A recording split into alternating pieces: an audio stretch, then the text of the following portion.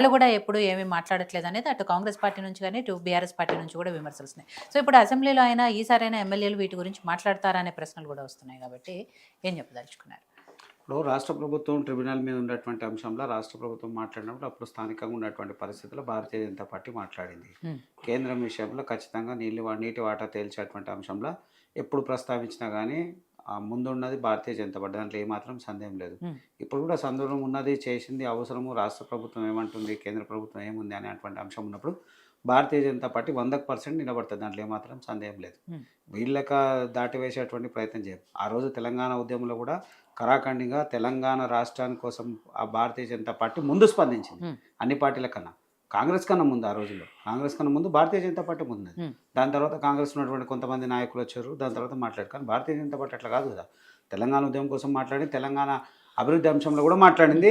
తెలంగాణ వచ్చిన తర్వాత నిధులు రాకుండా కూడా నీళ్ళ విషయంలో ఎక్కడ మాట్లాడినట్టుగా కనిపించలేదు. ఒకటి అయితే అప్పుడు బీఆర్ఎస్ ప్రభుత్వం ఇక్కడ రాష్ట్రంలో అధికారంలో ఉన్నప్పుడు కేంద్రంలో అధికారంలో ఉన్నది మీరే, ఇప్పుడు కాంగ్రెస్ పార్టీ అధికారంలో ఉన్నప్పుడు రాష్ట్రంలో కేంద్రంలో అధికారంలో ఉన్నది మీరే.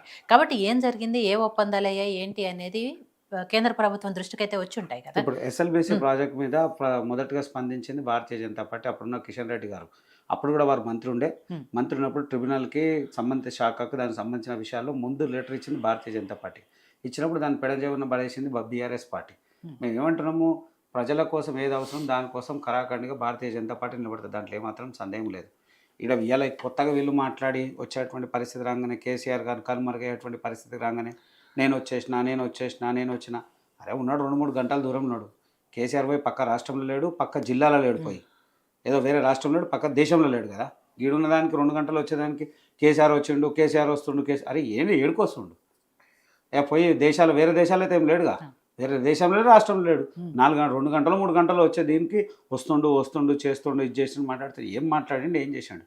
తెలంగాణ సెంటిమెంట్లో జరిగినటువంటి పరిస్థితి ఏం లేదు, అభివృద్ధి అంశంలో మాట్లాడిన పరిస్థితి లేదు. ఉన్నాయి ఇట్లేనివి వచ్చినాయి చేసిన అన్ని నిధులు ఒక్కటే తీసుకుపోయి ఒకటే ప్రాజెక్ట్ కాళేశ్వరం అనే ప్రాజెక్టులో చేసిండు. ఇదే కాళేశ్వరం ప్రాజెక్టులో అవినీతి ఆరోపణలు అధికారులు ఎవరు తేల్చలే కదా. ప్రభుత్వ అధికారులు ఆయన పేరు ప్రస్తావిస్తే ఆయన పేరు, కేసీఆర్ గారి పేరు వచ్చింది. టెలిఫోన్ ట్యాపింగ్లో కూడా కేసీఆర్ గారి పేరు నిందితుగా చేర్చేటువంటి పరిస్థితి వచ్చింది. దీని మీద ఆయన మాట్లాడాడు, దీని మీద ఆయన సంజాయిషి ఇయ్యాడు, దాని మీద ప్రజల్లో క్లారిటీ ఇయ్యాడు. అనవసరమైన విషయాల్లో అతి భయంకరంగా మాట్లాడేటువంటి ప్రయత్నం చేస్తాడు. ఏం లేదు, కాంగ్రెస్ అయినా కానీ పెద్ద కొత్త ఏం కాదు, వాళ్ళైనా వీళ్ళైనా. ఇక్కడ ఒకటి మనం పూర్తి స్థాయిలో గమనించాల్సిన అవసరం ఏముంది అని అంటే, ప్రభుత్వంగానే నడిస్తే సరిపోతుంది తప్ప ప్రభుత్వంలో కుటుంబ పాలన వచ్చే పరిస్థితులు వచ్చేందుకు ఖచ్చితంగా విచ్ఛిన్నమైనటువంటి పరిస్థితి ఉంటుంది. గతంలో బీఆర్ఎస్ పార్టీ చేసినటువంటి పరిస్థితి ఇలా కాంగ్రెస్ అట్లేం చేస్తాం. బీఆర్ఎస్ పార్టీ చేసిన తప్పైంది, బిడ్డకు బిడ్డ చేసింది, అల్లుడు చేసిండు, కొడుకు చేసిండు, ఎవరిది వాళ్ళు ఇది చేసుకునేటువంటి పరిస్థితి వరకు ఆ 3 తలప 4 మాట్లాడేటువంటి పరిస్థితి లేకుండే. కేసీఆర్ గారి దగ్గర సో ఆయన ఫామ్ హౌస్కి, అంటే ఆయన ప్రగతి భవన్ ఉన్నా ఫామ్ హౌస్ ఉన్నా కానీ, ప్రగతి భవన్ అయినా ఫామ్ హౌస్లకైనా కానీ కనీసం హోంమంత్రి కూడా రానటువంటి పరిస్థితి ఉండే, ఎమ్మెల్యేలు రానటువంటి పరిస్థితి ఉండే, మంత్రులు రానటువంటి పరిస్థితి ఉంది. సామాన్యుడైతే పక్క దూరం పెట్టాలి కానీ వీళ్ళ నాయకులు వీళ్ళు రానటువంటి పరిస్థితులు ప్రభుత్వం నడిపించారు. ఏమైంది, ఎటుగాకైనా ఏమున్నా వీళ్ళ కుటుంబం తప్ప వేరే నడిపెట్టే పరిస్థితి లేదు. ఇలా కాంగ్రెస్ పరిస్థితి అట్లనే అయింది. ఇలా రేవంత్ రెడ్డి ముఖ్యమంత్రి, వాళ్ళ తమ్ముడు ముఖ్యమంత్రి, వాళ్ళు ఇంకో అన్న ముఖ్యమంత్రి తెలియదు. ప్రభుత్వ అధికార మీటింగ్లలో కూడా వాళ్ళే పార్టిసిపేట్ చేస్తున్నారు. అదే సెక్రటరియట్ కాడికి పోతే వీళ్ళు ఒక పోట్రీ తయారు చేసి కూర్చున్నారు అంతా. వీళ్ళు తప్ప వేరే వాళ్ళు చెప్తే ఏం జరగదు పని అన్నట్టు. అది చిన్న ఆయన ఒక ఆయన చెప్పాలి, పెద్ద ఆయన చెప్పాలి. మళ్ళీ ఆయన ముఖ్యమంత్రి ఆయన ఉన్నాడా, వీళ్ళ కుటుంబం అలా ఈ ఫ్యామిలీలో 5 మంది 6 మంది ఇన్వాల్వ్ అయిపోయారు. ముందు ఎవరో ఒకరు కొండలరెడ్డి పేరు ఒకటే వినిపిస్తుండే, ఇలా తిరుపతి రెడ్డి వినపడుతుంది, కొండరెడ్డి వినపడుతుంది, ఇంకో ఆయన రెడ్డి వినపడుతుంది, ఇంకో 4-5 రెడ్ల పేర్లు వినపడుతున్నాయి. ఇంకోటి అధికారికంగా వాళ్ళు నిలబడుతున్నారు. నిన్న మొన్న ఒక ఫోటో చూసిన నేను, అఫీషియల్ మీటింగ్లో కూడా వాళ్ళు కూర్చున్నారు. మళ్ళీ ఏంది, ఏ హోదా మీద కూర్చుంటారు? ఇవ్వండి అఫీషియల్ మీటింగ్లో బాధ్యత కూర్చొని అందరూ ఇది చేస్తూ ఉన్నారు. అరే ఏడికి ఎటుపోతూ ఉన్నది ఇట్లా అయినప్పుడు వ్యతిరేకత కనబడదా? అంటే ప్రతిసారి ఇట్లనే ప్రభుత్వంగానే ఉంటేనేమో సంతోషం, కాదనకుండా వాళ్ళు ఇష్టానుసారంగా సొంతంగా నిర్ణయం తీసుకున్నటువంటి పరిస్థితి ఉంటే ప్రజల్లో ఖచ్చితంగా వస్తుంది. ఇప్పుడు బీఆర్ఎస్ చేసిన తప్పిదమే మళ్ళీ కాంగ్రెస్ చేస్తూ ఉంది. కాంగ్రెస్లో కూడా మాట్లాడే పరిస్థితి లేదు. వాళ్ళు ప్రతిసారికి ఒక మాట, వాళ్ళు ఏం సాధించారో వీళ్ళు ఏం సాధించారు. మొన్న గ్రామ పంచాయతీ ఎన్నికల్లో అసలు ఒకరినొకరు జబ్బలు జరుచుకుంటున్నారు, మేము ఇంత. అరే బాబు, అది దానికి మీకు సంబంధించిన అంశం కాదు, అది వ్యక్తి మీద ఆధారపడి ఉంటుంది. కొన్ని చోట్ల బీజేపీ, బీఆర్ఎస్, కాంగ్రెస్ బలపరిచి గెలిపించారు. ఆడ అన్ని పార్టీలు కలిసి ఒక్కరిని గెలిపించారు. అరే దానికి పార్టీలకు సంబంధమే లేదు. మేము 7,000 గెలిచినాం, ఒకరు మేము 4,000 గెలిచినాం. అరే 7,000 4,000 కాదు, ఆ ఓట్లకు మనకు సంబంధమే లేదు. సరే అదేదో మీరు ప్రభుత్వ అధికారం ఉంటుంది కాబట్టి అధికారంలో ఉన్నటువంటి ప్రభుత్వం కొంత ప్రోత్సాహం చేసి కొంత బలం చేసి అది చేసి ఇది చేసి గెలుచుకునేటువంటి ప్రయత్నం చేస్తుందో ఎక్కడ లేదు. ఇలా ప్రజాపాలన ఎక్కడ ప్రజాపాలన లేదు. అంత అయోమయమైనటువంటి పాలన ఉంది కాంగ్రెస్. బీఆర్ఎస్ చేసిన తప్పులే మళ్ళీ వీళ్ళు కూడా చేస్తారు. ఖచ్చితంగా ప్రభుత్వంలో మార్పులు అనుకునే స్థాయిలో లేవు.